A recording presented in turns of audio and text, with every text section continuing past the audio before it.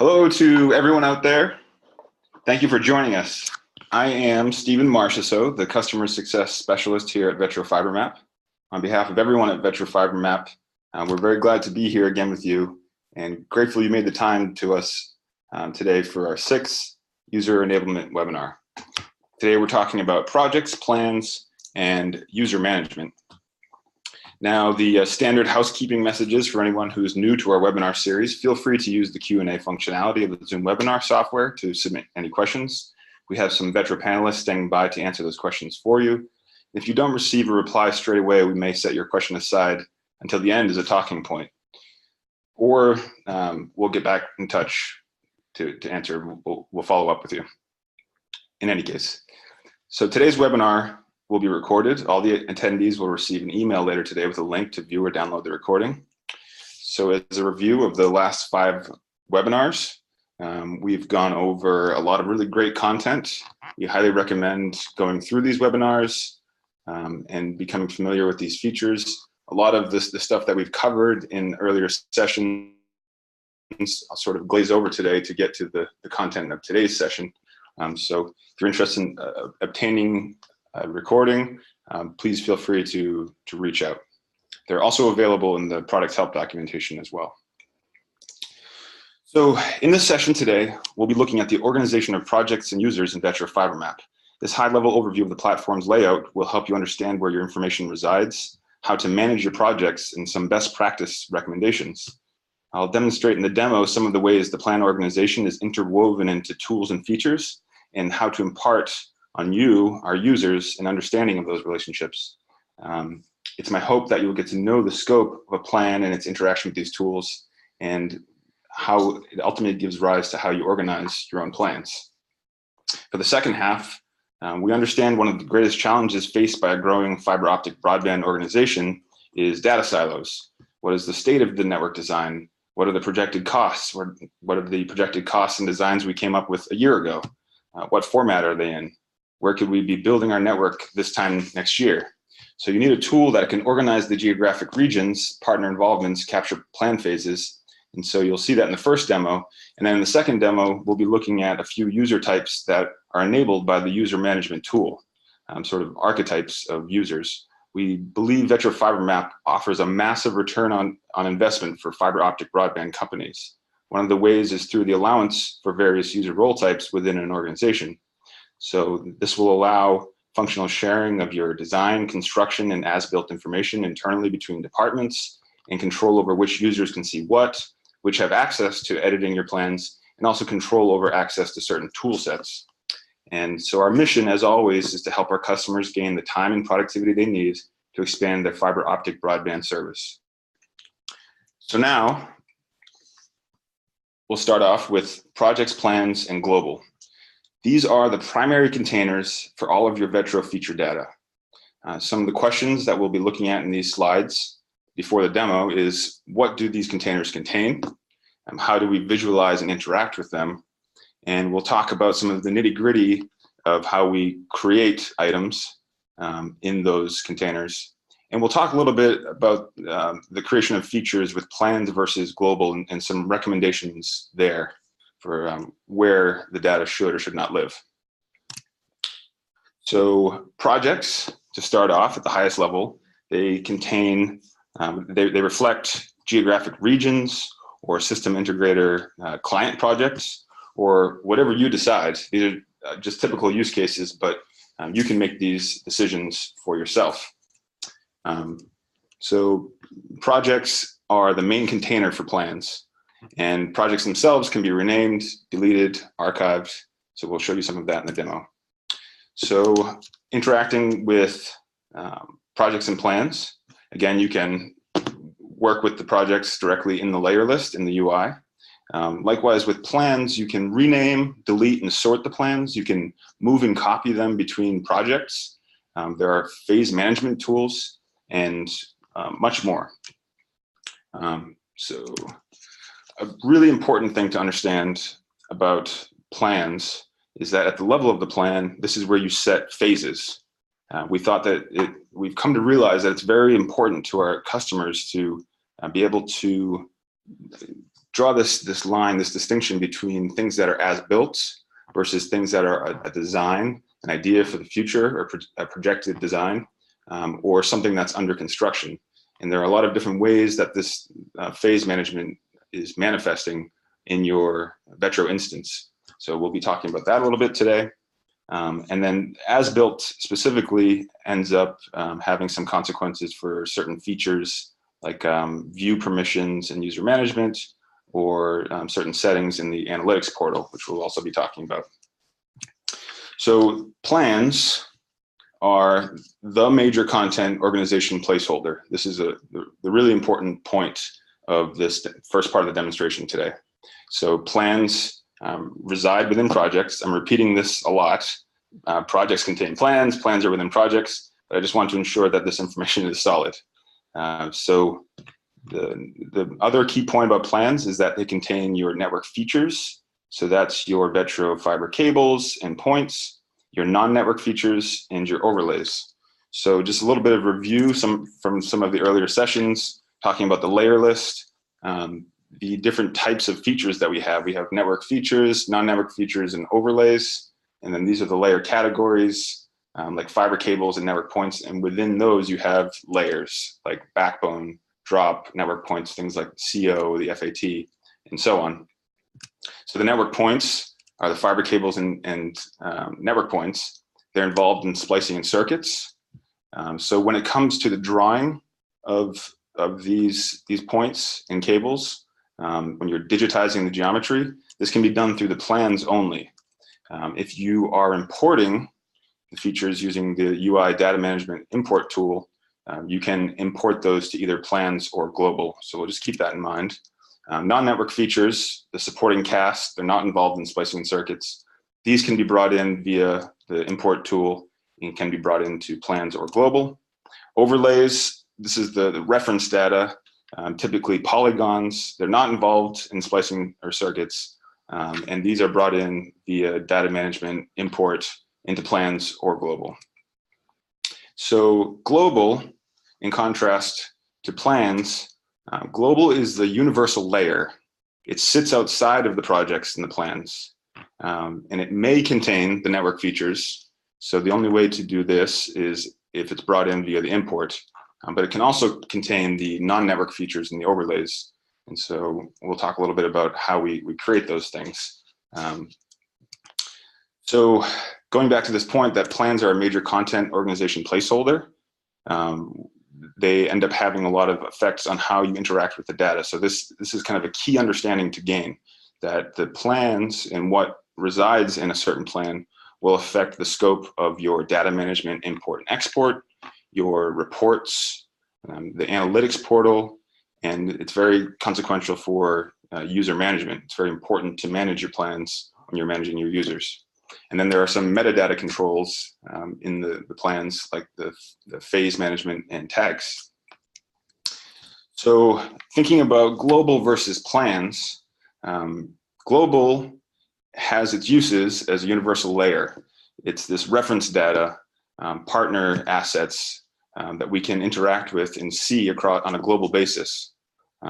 You can export from global, you can import into global, you can look at reports, you can look at the analytics portal, but the key is that it's lacking this plan structure. So it's kind of just a catch-all for everything. So there are times when that is advantageous, times when it's not. So it's not associated with any of your phases or your tags, and you're not able to refine the scope of your exports or your reports. And then it's also important to bear in mind that it's available to all users. So that could be a positive or a negative, depending on whether you want your user to be interacting with that data. So the last thing that we'll talk about really quick here in the slides before we get into the demo is feature creation. So there are two methods for creating features in the plan layer or the global layer, and this is at the across the top of this chart here. So in the first place, you need global editing mode enabled. And so the two ways to create features are through data management import, and you specify whether you're going to import to a project or plan or not. And then that determines if it goes to a plan or to global. And then the other way is through digitizing your geometry. So this is a matter of enabling a certain plan to have the features drawn into it, or having no plans enabled, and then it will draw your features into the global layer. So we'll just kind of keep that in mind as we switch over the screen here. I stopped sharing. Didn't want to stop sharing. Here we are. Bear with me just a moment. Sorry for the delay. I hit the wrong Zoom button. All right, here we are. So now we're back in our fictional network in Walcott, Iowa. So first, we are going to take a look at some of the interactions with projects or plans that exist in the layer list. So let's note that I'm in read-only mode here to start with when I first log in. So I'll open the layer list, and here's where we find our projects and our plans. So from within the projects here, I can see we have a variety of options around which we're displaying in terms of the phase. We can opt to display all of the projects at once or only one. And then whatever we have selected exists over here in the plans. So now when I check this box, this enables the plan and the contents contained within to be enabled or not. So you note here I have no features, I have no plans enabled, and I'm still seeing this partner cable to the north. And that's because this partner cable, this Route 6 trunk, resides in the global layer. So that is not displaying with a plan. So an important little distinction here. So we're going to think about, in this fictional network, a design proposal for the town of Stockton over to the west. We're thinking about growing this network towards Stockton, and we're doing it sort of in increments. So we're going to look at how we would begin to capture this in our design and our plan management, more specifically. So the first thing I need to do is enable editing mode here. And so now we see, when I've done so, we have this editing icon that appears. And we've also added the option to add plans. So from within the project, I'm going to add a new project, and we'll call it Stockton, Iowa. I won't do that, actually. It looks like I've already got one created.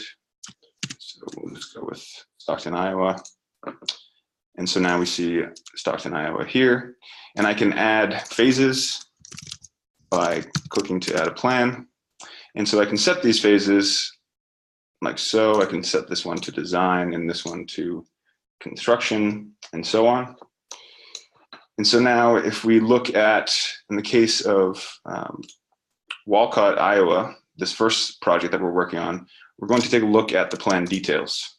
So I right click on that plan and then select plan details. And here we see all of the details surrounding this plan, when it was created, last edited, and then we can see a list of all the features that are contained within that plan. So these newer plans that I've created do not yet house any features, which is what we would expect. So then while we're looking at this, I just want to call out some more of the right-click options. So from here, I can right-click on any of these projects in this list, and I can rename or delete. If I were to click and drag one of these projects upward, it goes into the archive, and then I can access that from the archive and drag it back out again. So that's an important little trick to know. If you're not seeing your project, it may exist in the archive. So now we'll have a look at some of the same tools that exist within our plans. So from here, we can rename, delete. We can move or copy our plans between projects. So this is a really important tool. So let's say in the case of to the west of Walcott, we have this kind of transitional network that we're beginning to work on.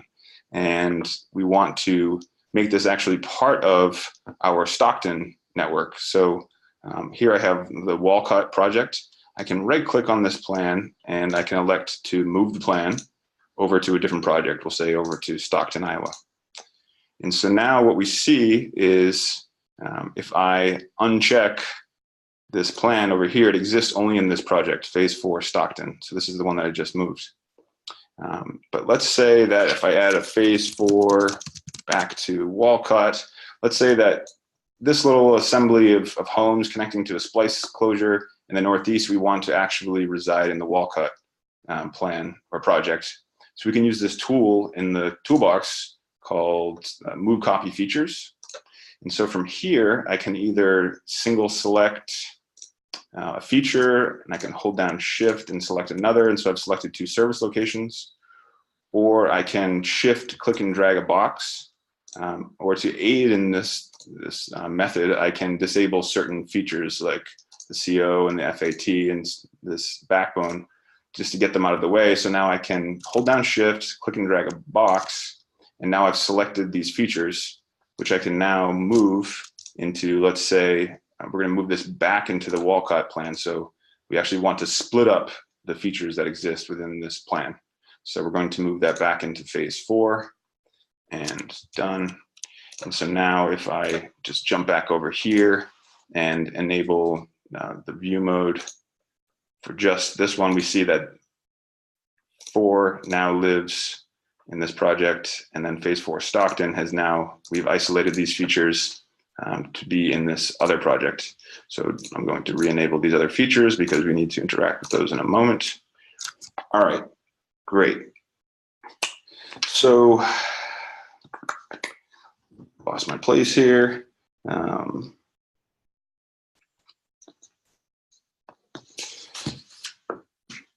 another feature that we want to look at is the tagging that exists for plans.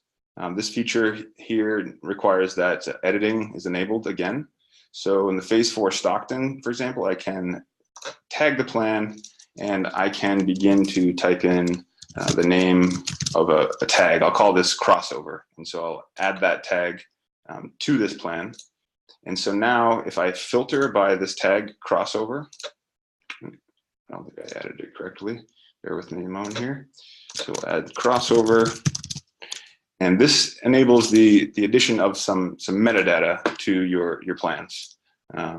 So let's see, that should be good. And so now if I select crossover and I filter by that, we see this one plan that has this metadata associated with it. So it just gives another layer of organization beyond the phase management if there's additional details that you're looking to capture there. So that's some of the interactions with the layer list that we've been looking at so far. And now we want to focus on where are the plans relevant? Where do we begin to see the manifestation of this plan organization as we're interacting with the other tools? So one of the first things I'll focus in on is the reports. So if I open this user menu and go to the dashboard and then select the reports, and for any of these reports, like the bill of materials, for example, we see that we have this plans option. So now I can come in here and I can select a single plan and download, or I can select multiple plans. So an important thing to keep in mind on how granular you want your bill of materials to be, for example. So maybe it would behoove you to separate a geographic region into smaller plans if you want to do a smaller level of costing within a plan. So we see the same thing exists for the circuit reports, for the splice reports, and so on. And then in the map book, of course, we can add multiple plans to the map book output. So looking at some of the features that we have here in this original network that we built, say this cabinet here in the north, we have material that's associated with this cabinet. So this is a material template that we've created, and this was content that we went over in another webinar on how to create the bill of materials. So I've created these templates and I've attached them to our points. And so if I enable editing here for this plan, and I open that feature back up again, here's where we can select our template. And from here, we have this ellipses menu, which allows us to apply updates to the single feature or the whole plan if you make updates to the template in the Material Manager menu. So when you lock in a template, in order to capture retroactive costing, we keep that feature locked in at the time that you assigned it. If you want to make updates to the template, then you'll want to come in here and update the features here. And then, of course, you can apply this template to all instances of cabinets across the entire plan or the entire project. And so these are consequential changes to make, so it's important to understand the scope of what's in the plan, what's in the project, and so on. So now we want to look at the distinction between digitizing different features here. So I'm going to enable editing in this plan here. And so I'm going to just draw a couple of FATs. And so you note that I enabled the pencil icon for this plan. So if I draw an FAT here and an FAT here, and then I draw, say, a lateral that is a 12 count, and we'll click and click and click another time to finalize and save. And so now these features have been drawn within this phase 4 Stockton. As I disable that, we'll see that that's true. Now, if I disable editing for this plan and then open up the point menu, we see that we have a smaller list of points to choose from. These are the points that are enabled for the global layer. Things like partner points, utility poles, slack loops, and Z points. So I'll do an example of a slack loop here, which we could say is part of our global layer. So now we see, as I disable this plan, the slack loop that I drew persists because it's in the global layer. All right, so now we'll talk a little more about the global layer and how we interact with that with the example of poles. So if we open our utility points and enable poles, we see that we have some poles here in Walcott, Iowa. And if I right-click on the pole layer and select Zoom to Layer, it will zoom to the extent that contains all of our poles that we're working with. So we've zoomed way out. So if I want to see just the poles that I have in the global layer, I can disable these plans like so and go back to the pole layer and zoom to layer. And now this brings me just to this global utility pole layer that we've loaded in Portland and South Portland, Maine. All right, so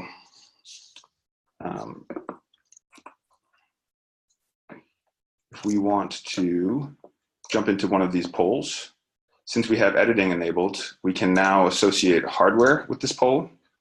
And we'll say we're going to put an anchor on there, and we'll use this template, sure. And the total count is 3 anchors. There's a lot going on. And we'll save. And so now we can run a bill of materials on the global layer. So if I open the dashboard, reports, bill of materials, this is the unassigned data layer that we're going to select and then download. And I don't expect there's a lot going on within this export and the bill of materials. It's just that one association of the hardware for the pole that we put on there. Okay, so that covers everything that we want to look at for the projects and plans for today. So now I'm going to jump back over to our slides so we can get into the second half of what we're doing here. All right, and select this here and resume. Okay, excellent. So on to user management. So user management is a menu, a tool that exists for your admin user. It is enabled in the user management panel if you select this administer users and permissions setting for the user. And so once you've done so, they will then gain this administration menu in the user menu. So within that console, there are kind of 2 different menus that you work within for your users. The first of which is your project plan viewing and editing rights. So you can set them globally. We see these checkboxes across the top, like view all as built, view all projects and plans, or edit all. Or you can get more granular down below and specify who has viewing versus editing for which plans. Then the other tab in this menu is the site features. So these are the features that we have isolated that we think really give rise to these user types that we're going to be talking about in just a moment, that really isolate some tool sets and make it possible for these archetypes of users to interact with VETRO. So those are the administration or admin rights, the ability to create plans, the ability to get area statistics with the lasso tool, and the import-export data management rights. So this is a big chart here. Today we're going to be talking about the first two roles, and the last one, executive. So we're going to talk about the network design engineer, marketing, sales, and the executive. So just thinking about the needs of these different users, kind of created this matrix to show the different settings and configurations that would give rise to these things, to these user permissions types. So in the first place, just to highlight a couple of examples here, we have the network design engineer, who we want to be able to view and edit the entire network. They have access to all of the tools. So we would use the edit all, and then they would have visibility of all things, the global projects and plans. And so that would be wide open to them, with the exception of the admin. So the admin has access to all of the tools and is doing user management. And then there's an important thing to note here. You see that global appears as a visible layer for all of these. So regardless of what you have selected for a user, they're always going to be able to see global. And then we see that as built ends up being a setting here for marketing and sales. Say this particular team wants to look at the costing, the macro costing tools, only that would extend off of the currently as-built network. So you can delineate between view all for everything or view all only as-built. And then we'll talk about this executive user that is kind of high-level view only. They're global and they're able to access reports, the analytics portal, and so on. So focusing also on that feature set, this is a recommendation for how you would give rise to the user capabilities of those different users. So the network design engineer would have all of the abilities except for the ability to administer. The admin has that ability. The executive only needs the get area statistics tool, and then the other granularity that we specified in the view edit permissions. So now I'm going to jump into a demo of what this looks like. So in the first place, I'm going to start back in this instance here. So our VETRO engineer, if I open this user menu here, we see we have this administration tool. So as this opens, we'll take a look at our user management panel. So in the user management panel, we have a list of users. We can easily create a new user. That's no problem in VETRO. We don't need to create the users for you. It's possible to go in, and all we need is a username, an email, and a password. And then that user has been created. So then once the user is created, there's this key icon to the right. And so we'll have a look at the example of the sales user. So this sales user, we have currently set to view all projects and plans. We've checked this box here. We'll have a look at the executive user, for example, and what we have enabled for site features. So we've enabled just the lasso tool for that user. So now I'm going to take you through logging in with these different user types, and we'll have a look at how this manifests in the UI for these different users. So the first one that we want to talk about is our network engineer. So the network engineer is going to design fiber networks for internal use or for clients. They're generating maps for construction projects. They build networks for the fiber build for their entire organization or as contractors just for clients. They want to be able to deploy the fiber networks and connect customers. They also want to be able to manage fiber or hybrid network operations with partners, for example. And so they need real-time network maps that can be shared both internally and externally. So to all of the network design engineers that are out there, Maybe you're just getting started from scratch and you need to lay out your very first design plans, or maybe you become aware your business is at a record-keeping tipping point and you need new tools in order to scale. So with this user type, this is the user that we've been focusing on a lot in our demonstrations thus far in the webinar. This user has access to all of the tools. So we'll zoom on over to Walcott. Here we are. And so we see this user has access to all of the projects and the plans. We see the lock icon appears here. So once we enable editing, we're now able to access the various tools for digitizing. We can specify edit mode for a plan. If we jump over to the layers list, we can select the data management console. And from here, we can export to KMZ, shapefile, or AutoCAD. And this is where plans pop up again. We have plans specified here. So we can specify whether it's global or what plans that data can be found in that we want to export.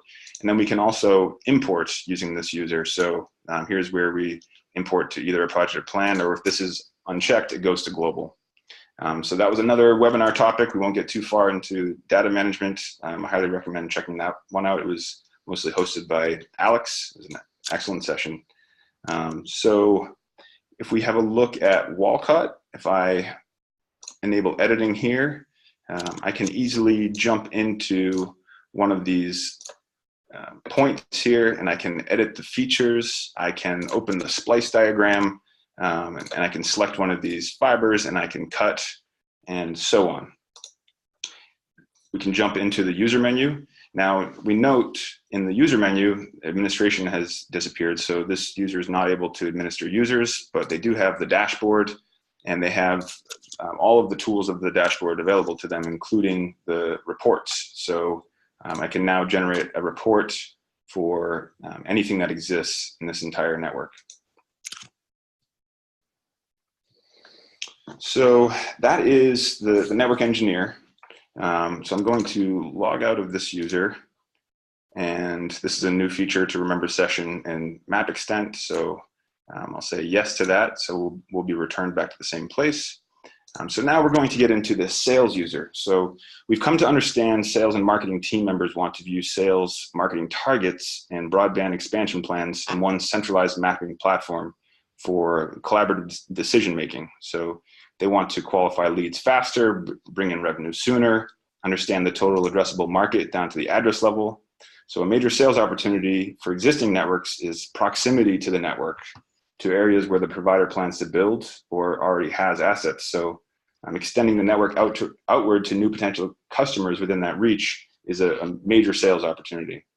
So we have tools that assist with the data management piece of acquiring new customers through demand generation. So both online sort of formats, this website like Z Manager, and then there's offline capabilities, things like door hangers, community meetings, and so on. So I will just grab this sales user really quickly, and it looks like we have set this user to view all. So I see that the lock icon is not available, and I want to just jump over to Portland, Maine. So this is our East End point of presence, just kind of a small little network that's going on here in Portland. So we have a couple of tools and data overlays that we've brought in that interact with one another so that you can begin to crunch some of the data that exists in these layers. So I'll close these, and we want to have a look at, for example, premise and business locations. So premise locations can come from municipal data. You might be able to source them yourself, or we can work with you to maybe get this loaded. We have information like business locations, and this is sourced from a third-party vendor. And then if you grab one of these business locations, the point has attributes associated with it, contact information, names, class of business, and so on. So the first tool that we've created in our analysis panel here, and this is for sales users, is the polygon macro costing. So we can quickly draw a polygon around, say, this region of Portland here. And this will crunch all of the data that's contained in those 2 points within that polygon. So this can be dynamically altered on the fly, and so we'll see these totals are updating as we go. And then these estimates, like the estimated revenue, estimated cost, this can all be customized in the dashboard here. So we have things like cost and revenue. So we can say cost to pass or cost per road length. And so then we indicate the cost for connection, cost per road length, the monthly revenue per residence, per business, and then our anticipated take rate, which I would hope is a lot higher than 15, but who knows?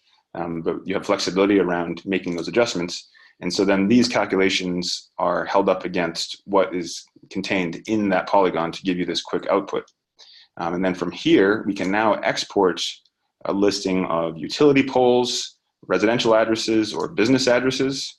And so this quickly outputs this CSV. And so here we see these are all of the business locations that are contained within that polygon. So this is very useful if you're doing the door hanger campaign, for example. We have another data set that we brought in, and we can use this to highlight the lasso tool. So this is from our partner CostQuest Associates. And so this is a blend of sources. It's based on the CapEx, OpEx model, which is used for FCC estimates for program auctions. So if we grab one of these polygons here, we see it contains, oops, I need to leave the analysis panel. Now I can select this. It contains demographic data, infrastructure data, telecom data, estimates of businesses and buildings, and so on. And so now the sales user can grab this lasso tool and say, just draw a big, ugly polygon around Portland, and then we can update that on the fly if we need to. And so then we see all of the statistics contained within this polygon of these smaller polygons crunched to display this OpEx modeling. So very good for projecting and figuring out opportunities in an area. Another sort of smaller tool that looks specifically at if a customer calls in and says, hey, I'd like to connect to your network. We have this quick plan tool that you can enter an address, you can drop a pin on the map, and it's telling me that I haven't set up any routable layers. So I just need to jump into my tools here and then route to network and enable some of these classic layers. If you bear with me just a moment, I think that should cover what I have here. And so now it will find the quickest route back to an already established network. You can update this on the fly if, say, it needs to actually trace over in this direction. And so it gives an output of the route distance. It will give us an estimated cost if we have input those parameters. And then it generates a buffer around that cable line and outputs the intersection with that other data set, the businesses, the residences, and the structures. And so we can now save this as a cable. We can save it as the cable and the buffer, or just the buffer. So yeah, just some additional tools that we have here. And then one last thing I want to highlight without going into too much detail is this tool called Z Manager. And we'll probably cover that in a future session. But Z Manager essentially is a website, a demand generation website. So engineer teams can delineate the network build areas, publish that to the website, and then generate leads and then give feedback to the customers as they go. And it allows your customers to capture, to check in on the availability of your network builds. So if we have a look at Z Manager here, and I don't believe I have editing enabled for this user, so this would be more like a sales engineer. You would go in and you would give them editing rights for editing the zones in this region. So here's an example of a network in Hollis, Maine, and we have Z points that have come in through the demand aggregation website. So when customers enter their address, it's geocoded and brought into VETRO, and then there's a status for each of the zones. And so this is a status of potential versus this one just to the west is built. And so there are different workflows that are kicked off. So if it was built, then they would be presented with the opportunity to sign up, and they might be able to submit a deposit. If it was a potential, you could use that to generate growing interest in an area. And then the design engineer can come in here and update these polygons on the fly, and then that will be reflected to the website. So another key feature is that as these Z points come through, they are aggregated and then can be brought into a CRM. So I talked about that a little more than I said I would, but a very interesting and exciting project, and I think that it's extremely useful to this sales user type. So the last user that we're going to focus on is this executive level user. So we understand that executives are mission driven, they're concerned with the budget, they want a high level view of what's going on. We've come to understand some of the pain points that exist for an organization and an executive, things like data silos, sharing information design between your departments, maintaining the accuracy of your network information records, fluctuations in funding.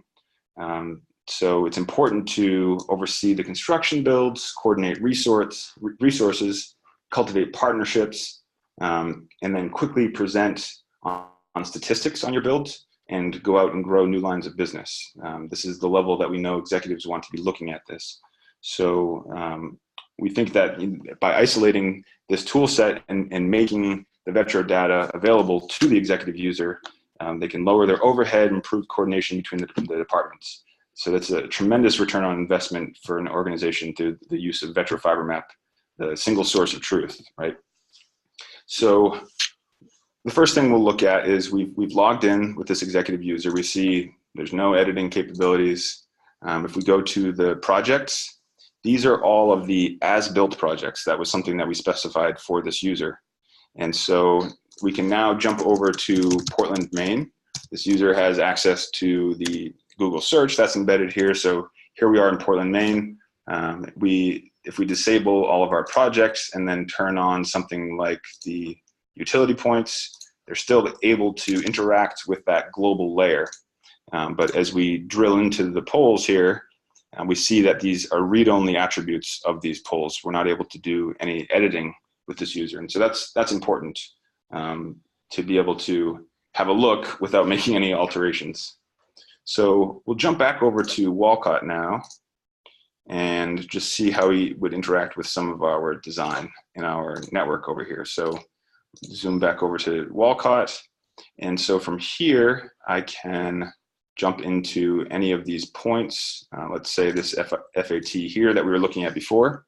So here we see all of the attributes of this point, the material template that was assigned to it, but this is all read-only. So we can open the splice diagram, and if I right-click, when I was right-clicking with the network design engineer, I was able to cut these fibers, move them around.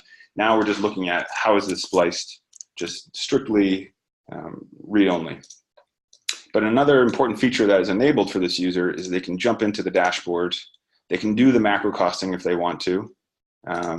There's also the report section. So the bill of materials, for example, still exists for this user. So we can jump into phase 1 and Walcott and download. And so now you can quickly output this bill of materials for this network and get a sense of costing. Still pretty high level, but able to quickly look at things like subtotals and totals, get a status update on the projections for this design.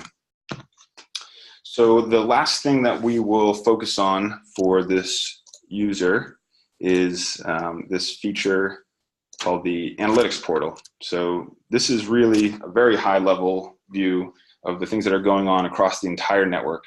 And it enables the generation of graphics and charts and statistics that you can quickly assemble and create some really pleasing visuals. If, say, you have a presentation that you're giving on the status of a network in a region, say Walcott. So you can interact with this real time if you're logged into VETRO from a web browser. And so here we've opened the analytics portal. So what we're looking at here is a couple of different things. Right now we're looking at the cables metric. And we are looking at this broken down by cable type.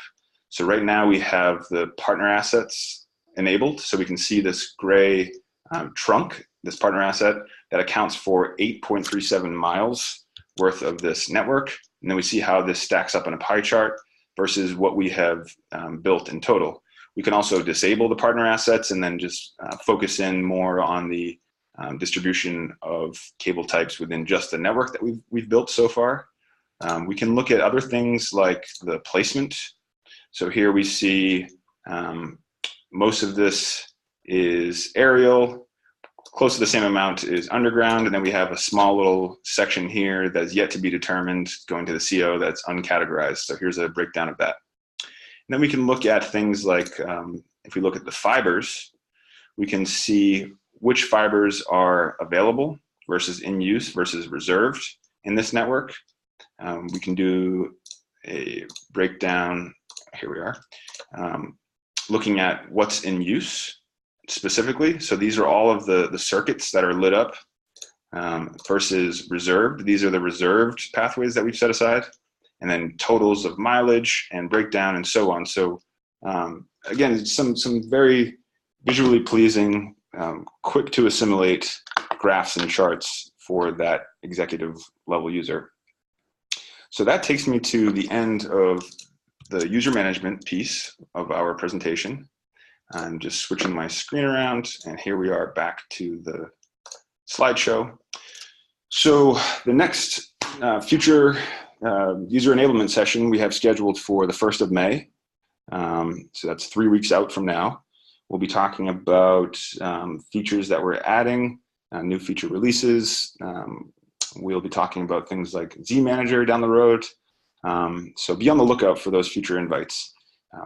Also, if you have attended these user enablement webinars and you're interested in diving into a topic in more detail, or a new topic that we haven't even discussed yet, please feel free to reach out.